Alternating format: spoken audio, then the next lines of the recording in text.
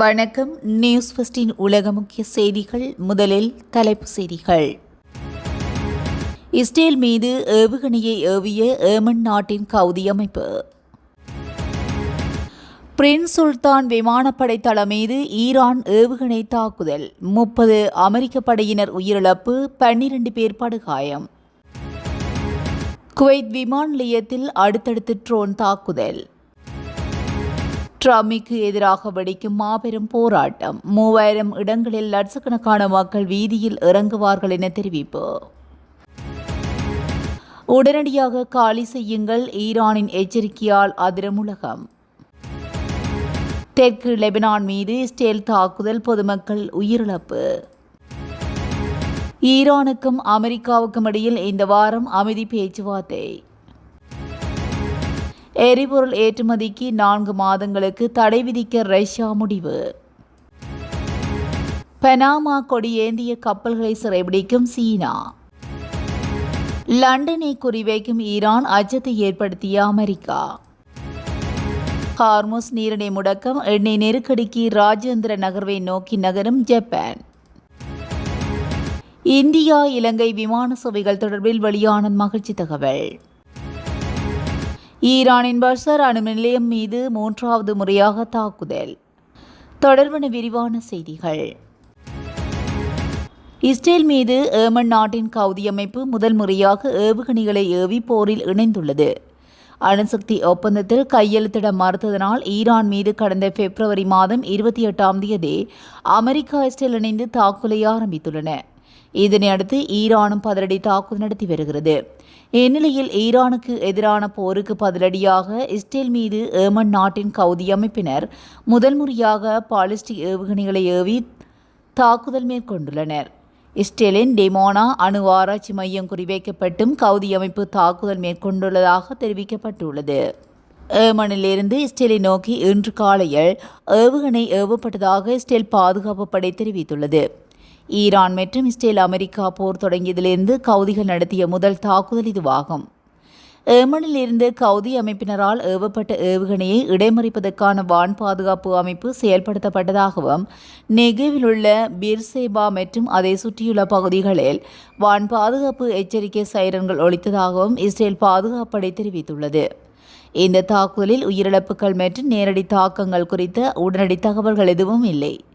Iran மற்றும் பிராந்திய பகுதிகளில் அமெரிக்கா, இஸ்ரேல் தாக்குதலும் அதிகரித்தால் நேரடி இராணுவ தலையீட்டுக்கு தயாராக இருப்பதாக ஏமன் கவுதி படைகள் நேற்று அறிவித்த நிலையில் இந்த முதல் ஏவுகணை தாக்குதல் நடந்துள்ளதாக ஈரானிய அரசு ஊடகம் தெரிவித்துள்ளது.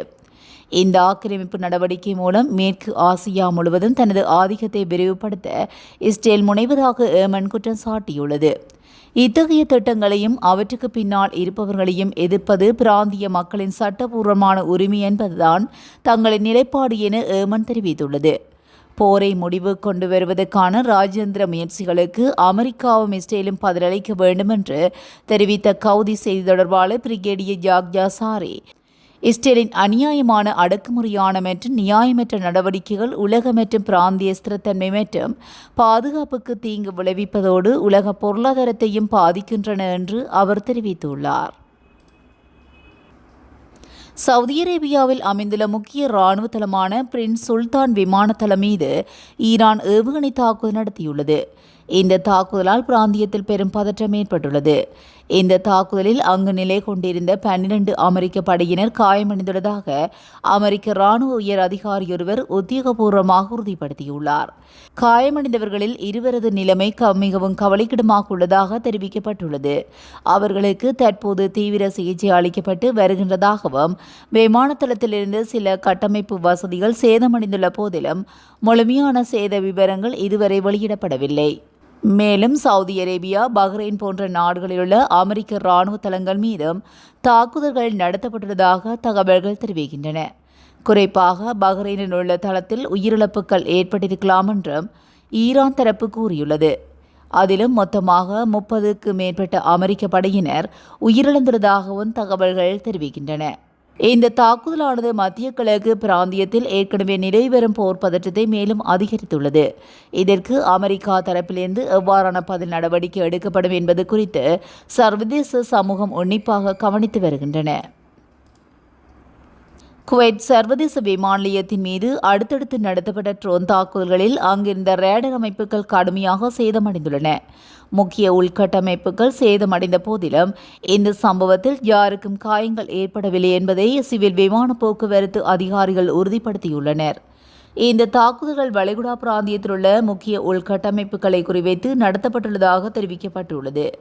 இந்த நிலையில் சனிக்கிழமை அதிகாலையில் குவைத் சர்வதேச விமான நிலையம் பல ட்ரோன் தாக்குதலுக்கு உள்ளானதாகவும் அதன் ரேடர் அமைப்புக்கு கணிசமான சேதம் ஏற்பட்டதாகவும் அவசரகால குழுக்களும் சம்பந்தப்பட்ட அதிகாரிகளும் உடனடியாக சம்பவ இடத்துக்கு விரைந்ததாகவும் அந்நாட்டின் சிவில் விமான போக்குவரத்து ஆணையம் அறிவித்துள்ளது. வளைகுடா பகுதி முழுவதும் பதற்றம் அதிகரித்துள்ள நிலையில் குவைத்தின் முதன்மை விமான போக்குவரத்து மையத்தின் மீதான இந்த தாக்குதல் பதற்றத்தை அதிகரித்துள்ளன.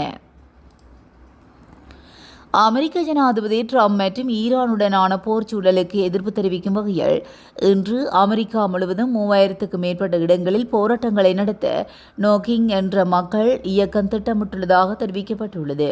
ஏற்கனவே 2025 ஜூன் மற்றும் அக்டோபர் மாதங்களில் நடைபெற்ற போராட்டங்களில் 5 மில்லியனுக்கும் அதிகமான மக்கள் கலந்து கொண்ட நிலையில் இந்த வாரமும் லட்சக்கணக்கான மக்கள் வீதிகளில் இறங்குவார்கள் என எதிர்பார்க்கப்படுகிறது. ட்ரம்பின் கடுமையான குடிவரவு கொள்கைகள் மற்றும் ஈரானுக்கு எதிரான போர் நடவடிக்கைகள் ஆகியவற்றை முன்வைத்து இந்த போராட்டங்கள் ஒருங்கிணைக்கப்பட்டுள்ளதாக தெரிவிக்கப்பட்டுள்ளது. வாஷிங்டனில் டிசி, மினியாபோலிஸ், சிகாகோ மற்றும் சான் பிரான்சிஸ்கோ போன்ற முக்கிய நகரங்களில் இந்த போராட்டங்கள் முன்னெடுக்கப்பட உள்ளதாக செய்திகள் தெரிவிக்கின்றன.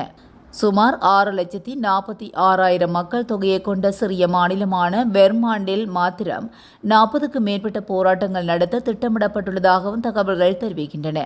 இந்த நிலையில் அமெரிக்காவின் வரலாற்றிலேயே மிகப்பெரிய போராட்ட தினங்களில் ஒன்றாக இந்த சனிக்கிழமை அமையும் என ஏற்பாட்டாளர்கள் நம்பிக்கை வெளியிட்டுள்ளனர்.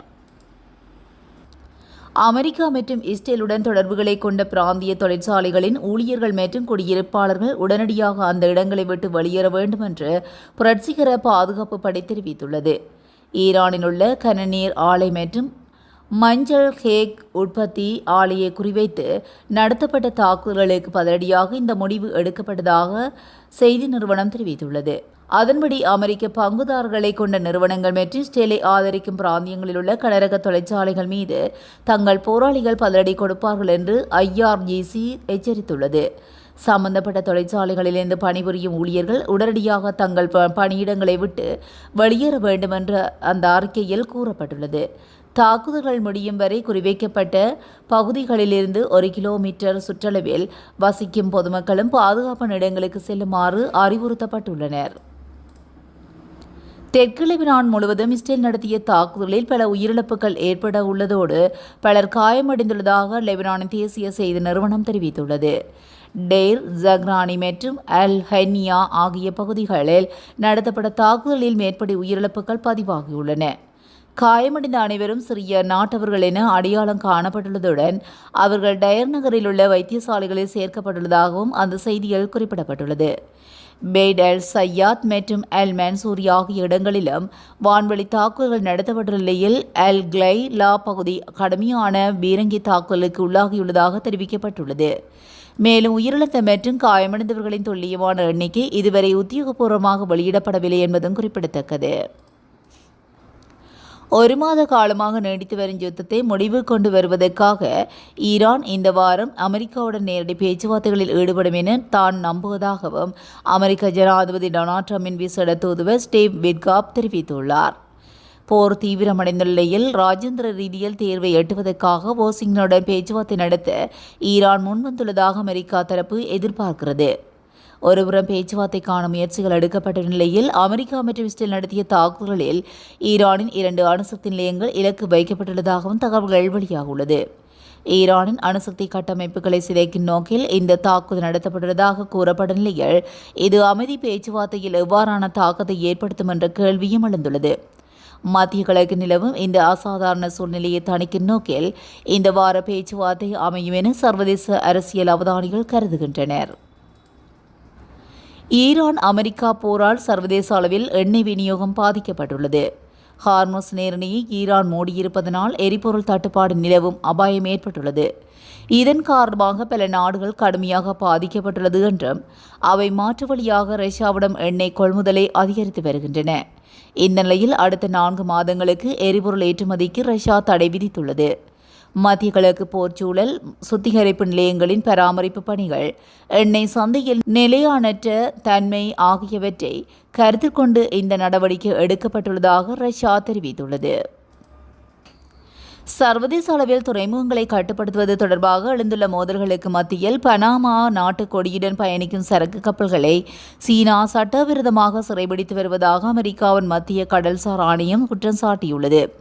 பிப்ரவரி 28 அன்று ஈரான் போர் தொடங்கியதிலிருந்து வளைகுடா மற்றும் ஆசிய கடல் பகுதிகளில் நிலவும் பதற்றத்தை பயன்படுத்தி சீனா தனது கடல்சார் ஆதிக்கத்தை நிலைநாட்ட முயன்று வருகிறது. குறிப்பாக அமெரிக்கா மற்றும் அதன் நட்பு நாடுகளுடன் தொடர்புடைய சரக்கு கப்பல்களை சீன துறைமுகங்களை தடுத்து நிறுத்துவது மற்றும் தேவையற்ற தாமதங்களை உருவாக்குவது போன்ற செயல்களில் சீனா ஈடுபட்டுள்ளதாக செய்திகள் வெளியிடப்பட்டுள்ளது. இந்த நடவடிக்கையானது சர்வதேச கடல்சார் சட்டங்களை மீறுவதுடன் ஏற்கனவே போர்ச்சூழலால் பாதிக்கப்பட்டுள்ள உலகளாவிய விநியோக சங்கிலியை மேலும் சீர்குலைக்கும் என அமெரிக்கா எச்சரித்துள்ளது. பனாமா கொடியுடன் இயங்கும் கப்பல்கள் உலக வர்த்தகத்தில் பெரும் பங்கு வகிப்பதால் சீனாவின் இந்த செயல் சர்வதேச வர்த்தகர்களுக்கு பெரும் அச்சத்தை ஏற்படுத்தியுள்ளது. இந்த பிரச்சினையை தீர்க்க சர்வதேச கடல்சார் அமைப்பு தலையிட வேண்டும் என்றும் கப்பல்களின் தடையற்ற போக்குவரத்தை உறுதிப்படுத்த வேண்டும் என்றும் கோரிக்கைகள் எழுந்துள்ளன. ஈரானின் ஏவுகணை வரம்பில் லண்டனும் இருப்பதாக அமெரிக்காவின் பாதுகாப்பு செயலாளர் பேட் கேக்செத் எச்சரித்துள்ளமை பரபரப்பை ஏற்படுத்தியுள்ளது. ஈரான் போரில் இணையுமாறு பிரித்தானியா மீது ட்ரம்ப் நிர்வாகம் தொடர்ந்தும் அழுத்தம் கொடுத்து வரும் நிலையில் இந்த எச்சரிக்கை வெளியிடப்பட்டுள்ளது. டியாகோ கார்சியாவை நோக்கி 2 இடைத்தூர பாலிஸ்டிக் ஏவுகணைகள் ஏவப்பட்டதைத் தொடர்ந்து வெள்ளை மாளிகை அமைச்சரவை கூட்டத்தில் ஈரானால் ஏற்படும் அச்சுறுத்தலை பேட் கேக்செத் வலியுறுத்தியதாக தெரிவிக்கப்படுகிறது. எண்ணும் அந்த ஏவுகணைகள் இலக்கை எட்டும் முன்னரே முறியடிக்கப்பட்டதுடன் அந்த ஏவுகணை தொடர்பில் ஈரான் தரப்பிலிருந்து பொறுப்பேற்றதாகவும் தகவல் இல்லை. ஆனால் இந்த நிலையில் ஏவுகணை வரம்பு தொடர்பில் ஈரான் இதுவரை கூறியதெல்லாம் பொய்யென பேட் கேக்செத் எச்சரித்துள்ளார். ஈரான் போர் காரணமாக வளைகுடா பிராந்தியத்தில் ஏற்பட்டுள்ள எரிசக்தி விநியோக தடைகளை தொடர்ந்து ஜப்பான் அரசு தனது மசகு எண்ணெய் விலை நிர்ணய முறையில் ஒரு முக்கிய மாற்றத்தை பரிந்துரைத்துள்ளது. இதுவரை மத்திய கிழக்கு நாடுகளின் எண்ணெயை சார்ந்திருக்கும் துபாய் விலை நிர்ணய முறையை பின்பற்றி வந்த ஜப்பான் இனி சர்வதேச அளவில் அங்கீகரிக்கப்பட்ட பிராண்ட் முறைக்கு மாறுமாறு எரிபொருள் மொத்த விற்பனையாளர்களை கேட்டுக்கொண்டுள்ளது. இந்தியா மற்றும் இலங்கைக்கு இடையிலான விமான சேவைகளை மேலும் விரிவுபடுத்தும் வகையில் இந்தியாவின் முன்னணி விமான நிறுவனமான இண்டிகோ புதிய நேரடி விமான சேவையை அறிவித்துள்ளது. இந்த புதிய சேவை டெல்லி மற்றும் கொழும்பு நகரங்களுக்கு இடையில் நேரடியாக இயக்கப்படும் என்றும் இந்த விமான சேவை 2026 மார்ச் மாதம் 29ஆம் தேதி முதல் தொடங்கப்பட உள்ளது. வாரத்துக்கு 6 நாட்கள் இந்த சேவை இயக்கப்படும் என்றும் இதற்காக ஏர்பஸ் A320 வகை விமானங்கள் பயன்படுத்தப்பட உள்ளதாகவும் தெரிவிக்கப்பட்டுள்ளது. இந்தியா மற்றும் இலங்கை ஆகிய நாடுகள் வரலாற்று, கலாச்சார மற்றும் பொருளாதார ரீதியாக நெருக்கமான உறவை பகிர்ந்து வருகின்றன. இந்நிலையில் இந்த புதிய விமான இணைப்பு இரு நாடுகளுக்கும் இடையிலான வர்த்தகம் மற்றும் சுற்றுலாவை அதிகரிக்க உதவும் என எதிர்பார்க்கப்படுகிறது. இந்த புதிய சேவையுடன் இண்டிகோ நிறுவனம் தற்போது கொழும்பு நோக்கி வாரத்துக்கு 55க்கும் மேற்பட்ட விமானங்களை இயக்குகிறதாகவும் இவை மும்பை, பெங்களூர், ஐதராபாத், சென்னை மற்றும் தற்போது டெல்லி ஆகிய நகரங்களிலிருந்து இயக்கப்படுகிறதாகவும் தெரிவிக்கப்பட்டுள்ளது. ஈரானின் பொசஹர் அணுமின் நிலையம் 3வது முறையாக தாக்கப்பட்டதாக ஈரான் அணுசக்தி அமைப்பு தெரிவித்துள்ளதாக ஈரானிய ஊடகங்களில் வெளியிடப்பட்ட அறிக்கையில் குறிப்பிடப்பட்டுள்ளது. ஆரம்பகட்ட மதிப்பீட்டின்படி இந்த தாக்குதல்கள் எந்த உயிரிழப்போ அல்லது பொருள் சேதமோ ஏற்படவில்லை என்றும் எந்த ஒரு தொழில்நுட்ப இடையூறுகளும் பதிவாகவில்லை என்றும் அந்த அமைப்பு கூறியுள்ளது. அந்த மின் நிலையம் தற்போது செயல்பாட்டில் உள்ளது மற்றும் கணிசமான அளவு கதிரியக்க பொருட்களை கொண்டுள்ளது என்றும் அணுசக்தி அமைப்பு சுட்டிக்காட்டியுள்ளது. இந்த நிலையத்துக்கு ஏற்படும் எந்த ஒரு சேதமும் பிராந்தியத்துக்கு ஈடு செய்ய முடியாத விளைவுகளை ஏற்படுத்தும் ஒரு கடுமையான அணு விபத்துக்கு வழிவகுக்கும் என்று ஈரான் அணுசக்தி அமைப்பு தெரிவித்துள்ளது. அத்துடன் இந்த தாக்குதலை அமெரிக்கா, இஸ்ரேல் நடத்தியதாக அந்த அறிக்கை குற்றம் சாட்டுகிறது. இதுபோன்ற செய்திகளை உடனுக்குடன் தெரிந்து கொள்ள நியூஸ் ஃபர்ஸ்டுடன் இணைந்திருங்கள். நன்றி, வணக்கம்.